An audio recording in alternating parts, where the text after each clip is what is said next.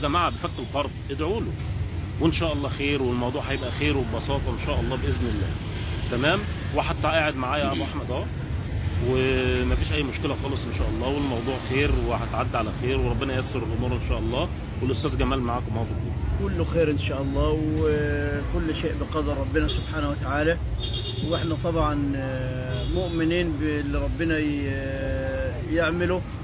وطبعا احنا الحمد لله بالنسبه للامن، طبعا احنا اولاد الدوله. انا ابوهم من المحاربين القدماء وضحايا الحرب. ولادي كل قنواتهم وكل فيديوهاتهم فيديوهات محترمه، وفيديوهات لا تمس الامن بشيء. وكل فيديوهاتهم ما شاء الله الناس كلها بتقول انتوا عيله محترمه، انتوا عيله محترمه. فاحنا الحمد لله قنواتنا كلها هادفه. فاحمد لما عمل كده عمل هزار مع اصحابه، وكان بيعمل مقلب فينا احنا، يعني محدش اتضر، محدش جراله حاجه، محدش صابه شيء. فالمقلب كان فينا احنا، واحنا ما بلغناش ولا رحنا الشرطه ولا ليه، لان انا عارف دماغ احمد ابني. احمد من كتر المقالب بتاعته انا حفظته. فالمساله ما فيهاش يعني، لا ما ضرش شيء وما ضرش حد. فاحنا الحمد لله الكل يدعي له.